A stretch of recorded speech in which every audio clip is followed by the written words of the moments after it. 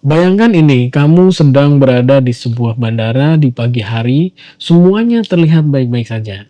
Dengan hiruk-pikuk dan kepadatan yang dipenuhi oleh orang yang akan bepergian. Koper ditarik, pengumuman penerbangan, dan antrian tiket yang mengular hal yang sangat normal.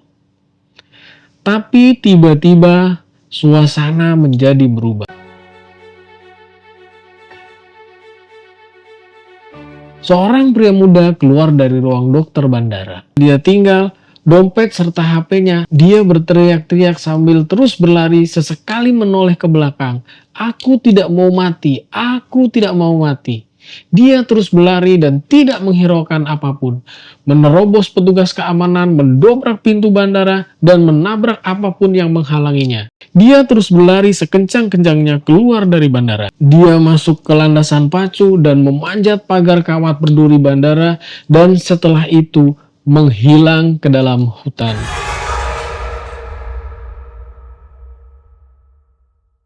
Dan sampai hari ini tidak ada yang tahu dia kemana dan tak pernah kembali lagi.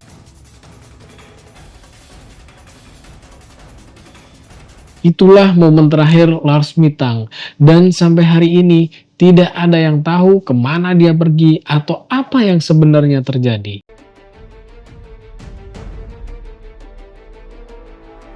Inilah kisah salah satu kasus orang hilang paling membingungkan yang pernah terekam oleh kamera. Sebelum kita mulai, disclaimer dulu bahwa channel ini membahas kisah nyata yang diambil dari berbagai sumber berita dan hasil riset yang mendalam. Beberapa bagian mungkin terasa tidak nyaman dan tidak semua teori bisa dipastikan kebenarannya.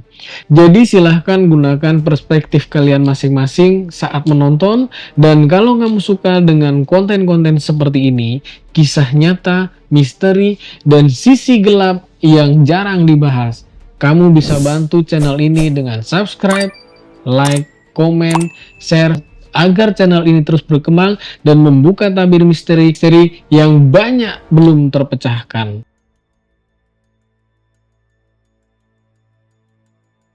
Pada 30 Juni 2014, Lars Mitang dan 4 temannya, semuanya ini masih berusia 20 tahunan, meninggalkan Jerman Utara, tempat asal mereka. Mereka bekerja di sana sebelum akhirnya berangkat menuju Bulgaria untuk berlibur. Mereka menginap di sebuah resort pantai yang sangat populer bernama Golden Sun. Mereka berencana menghabiskan waktu seminggu yang indah di sana. Sesampainya di Bulgaria, mereka langsung check-in di hotel lalu memulai beristirahat. Semua berjalan dengan baik. Mereka pergi ke klub, ke pantai, menikmati makanan, hingga tibalah akhir perjalanan mereka.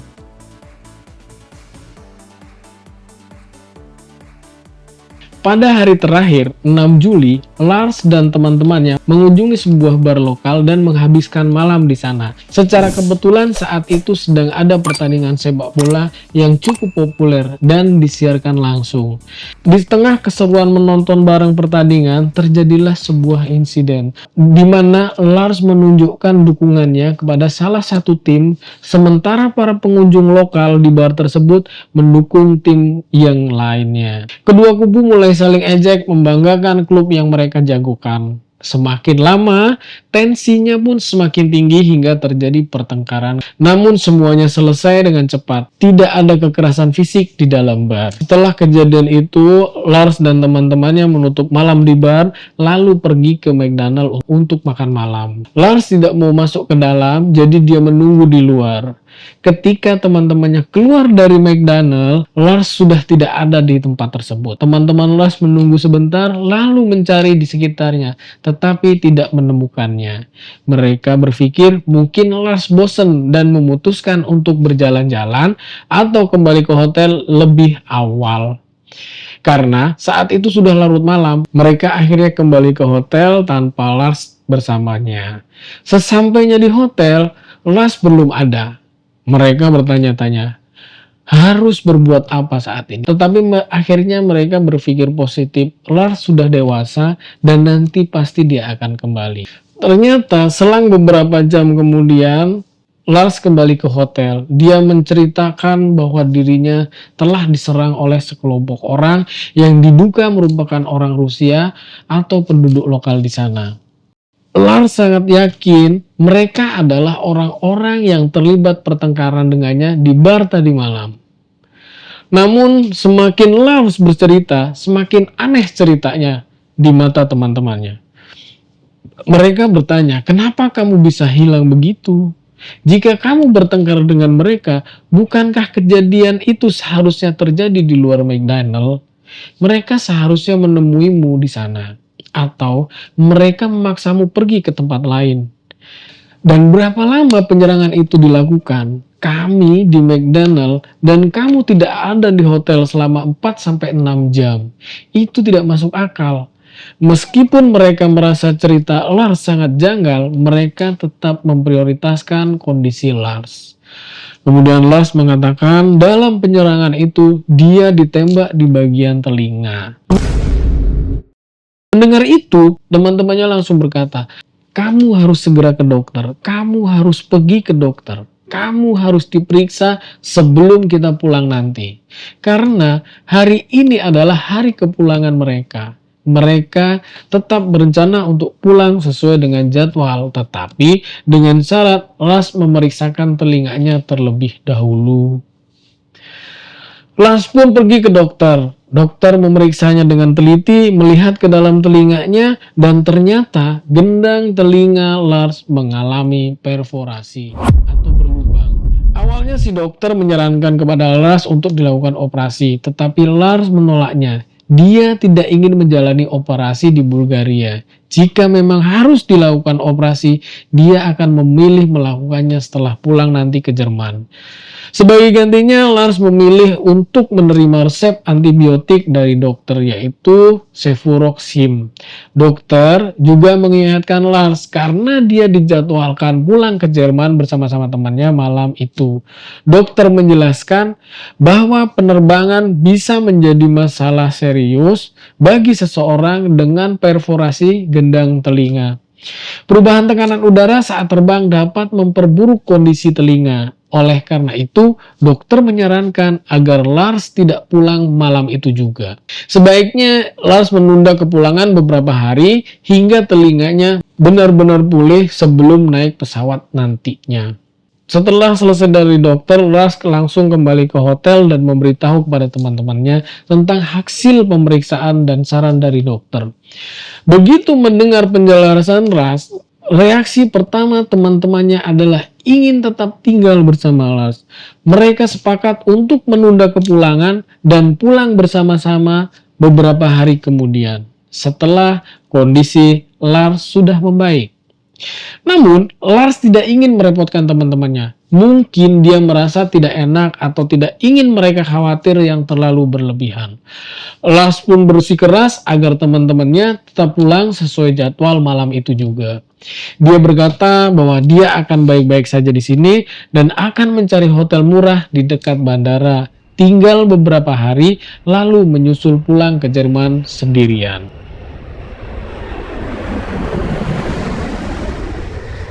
Dengan berat hati, teman-temannya akhirnya setuju. Mereka pun bersama-sama pergi ke bandara. Di sana, teman-teman Lars masuk ke terminal dan terbang kembali ke Jerman sesuai jadwal yang sudah ditentukan. Sementara itu, si Lars mencari hotel di sekitar bandara untuk menginap selama masa pemulihannya. Dia menemukan sebuah hotel murah bernama Hotel Color. Sejak saat itulah keadaan mulai berubah menjadi sangat aneh.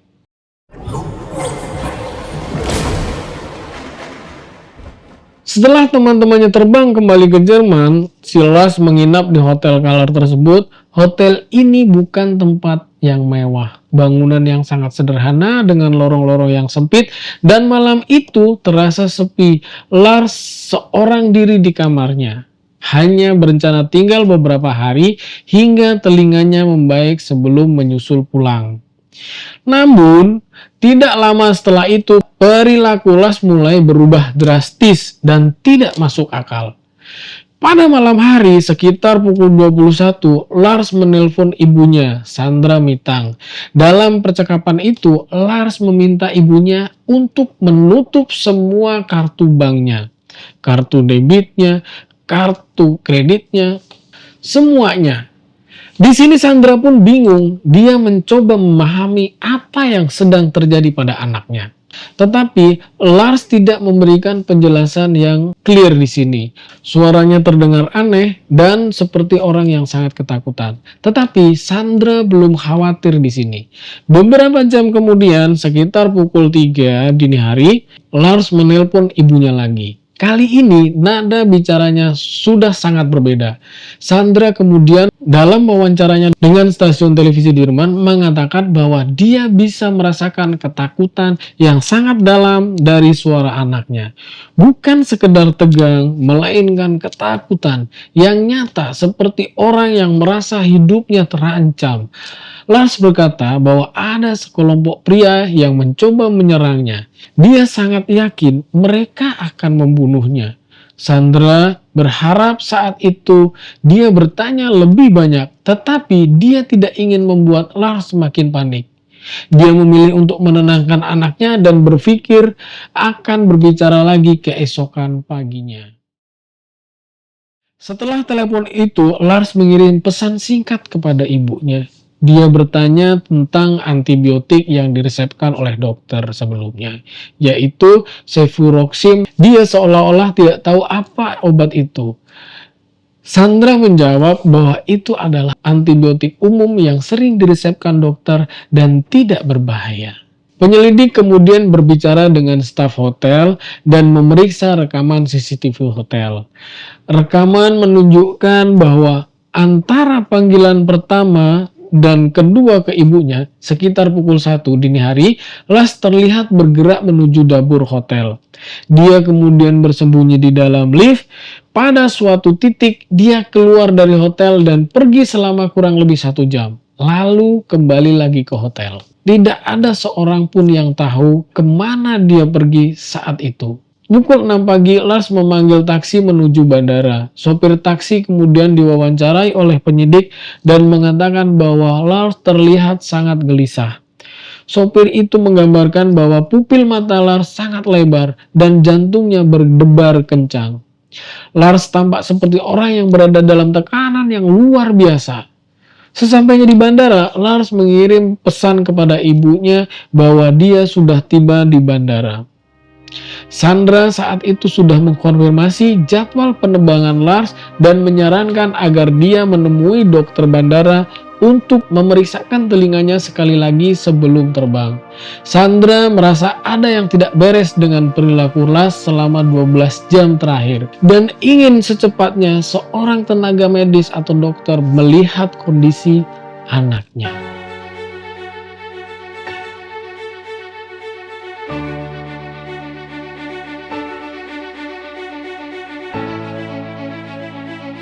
Dari rekaman CCTV bandara menunjukkan Lars berjalan menuju klinik bandara dan masuk ke dalam. Semuanya tampak normal. Dokter bandara memeriksa telinga Lars dan menyatakan bahwa kondisinya baik-baik saja.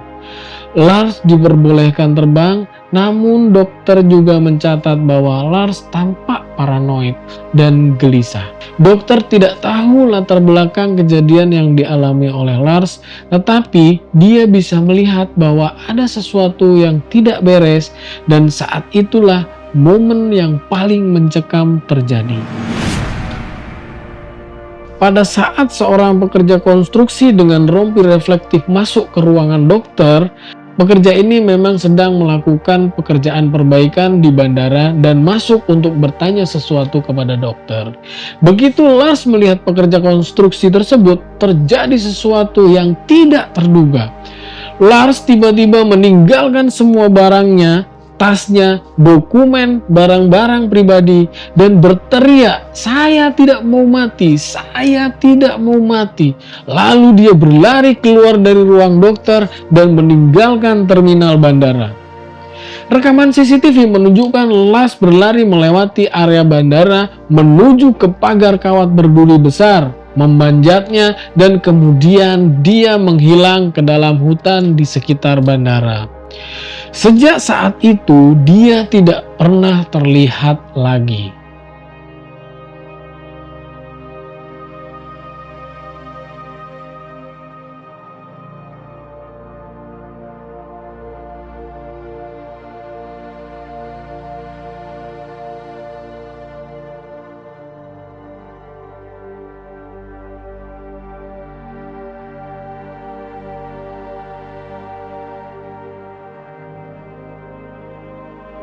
Setelah kejadian itu, pencarian besar-besaran pun dilakukan.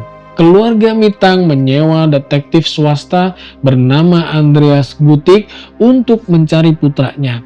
Mereka memeriksa semuanya, rumah sakit, tempat penampungan tunawisma, dan menyebarkan selebaran di sekitar Varna. Namun, tidak membuahkan hasil sama sekali.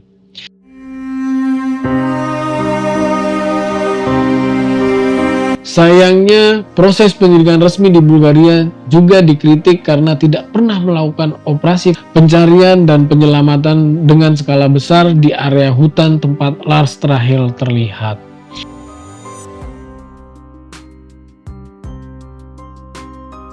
Selama bertahun-tahun, beberapa laporan penampakan muncul, namun tidak pernah dapat dikonfirmasi sama sekali.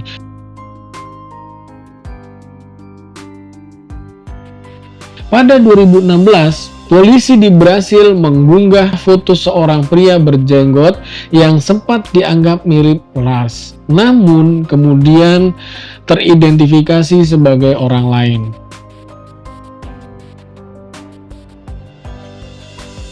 Pada 2019, seorang sopir truk asal Jerman melaporkan pernah memberikan tumpangan kepada seorang pria yang berjalan kaki, yang menurutnya mirip dengan versi Lars yang lebih tua, namun tidak ada bukti yang pernah ditemukan. Beberapa teori muncul terkait kasus ini. Pertama, efek samping antibiotik. Meskipun Lars dibeli resep cefuroxim, penyelidikan menemukan bahwa dia tidak pernah menebus resep tersebut. Dokter bandara pun mencatat tidak ada bukti Lars mengkonsumsi obat itu. Jadi, teori ini secara langsung gugur. Kemudian teori yang kedua, cedera otak traumatis. Lars mengalami kerusakan gendang telinga. Gendang telinganya berlubang akibat pukulan atau tembakan saat penyerangan. Ada kemungkinan dia mengalami cedera otak yang memicu perubahan perilaku yang sangat drastis. Namun, biasanya gejala cedera otak muncul secara bertahap, bukan tiba-tiba seperti yang terjadi pada Lars. Yang ketiga, gangguan kesehatan mental akut. Meskipun si Lars ini tidak memiliki riwayat masalah kesehatan mental, namun trauma akibat perkelahian, tekanan psikologis, dan kemungkinan kurang tidur atau konsumsi alkohol dapat memicu episode psikotik akut. Ini dapat menjelaskan perilaku yang paranoid, takutan irasional, dan halusinasinya terhadap pekerja konstruksi. Sedangkan teori yang keempat adalah ancaman nyata. Bulgaria dikenal memiliki tingkat kejahatan yang terorganisir yang tinggi, sehingga beberapa pihak tidak menutup kemungkinan bahwa Lars benar-benar dikejar oleh seseorang. Namun hingga kini tidak ada bukti yang mendukung teori ini. Meskipun 11 tahun telah berlalu, Sandra Mitang tidak pernah kehilangan harapannya. Ia yakin sang putra masih hidup, meski mungkin mengalami kehilangan ingatan atau ada kemungkinan besar dia akan kembali. Dia hanya butuh bantuanku, ujarnya dalam wawancara. Sandra terus mengelola halaman Facebook Find Lars Mitang dan mencetak ribuan selebaran permohonan bantuan. Pada tahun 2024, sebuah kampanye unik diluncurkan bekerja sama dengan produsen semutih Truffit. Foto Lars baik asli maupun proyeksi usianya saat ini dicetak pada kemasan botol yang dijual di supermarket. Kampanye ini berhasil mengumpulkan beberapa laporan baru, meskipun belum ada yang dilengkapi dengan bukti foto yang cukup memadai. Sejak 8 Juli 2014, Lars Joachim Mitang yang saat ini akan berusia 39 tahun belum juga ditemukan. Kasusnya tetap menjadi salah satu misteri kehilangan orang paling terkenal di dunia. Rekaman CCTV terakhirnya yang menunjukkan seorang pemuda berlari ketakutan meninggalkan bandara, memanjat pagar berduri, dan menghilang ke dalam hutan telah ditonton puluhan juta kali di YouTube. Apakah dia korban dari suatu kejahatan? Apakah dia mengalami gangguan mental akut? Ataukah dia masih hidup di suatu tempat dengan identitas yang terlupakan? Jawabannya pun masih tersembunyi di balik hutan Varna, menunggu untuk ditemukan. Bagi keluarga Mitang, harapan tetap menyala. Sandra Mitang mengungkapkan dengan penuh keyakinan bahwa harapan tetap ada selama belum ada jawaban. Entah itu jawaban baik atau jawaban buruk, yang pasti hanya ada dua kemungkinan. Dia masih hidup atau tidak. Semoga dimanapun Lars berada, dia dalam keadaan yang lebih baik. Dan untuk kita yang masih di sini, semoga kita selalu dijauhkan dari hal-hal yang tidak bisa kita pahami. Dan kalau kamu merasa cerita seperti ini, berarti kamu harus tahu apa yang harus kalian lakukan.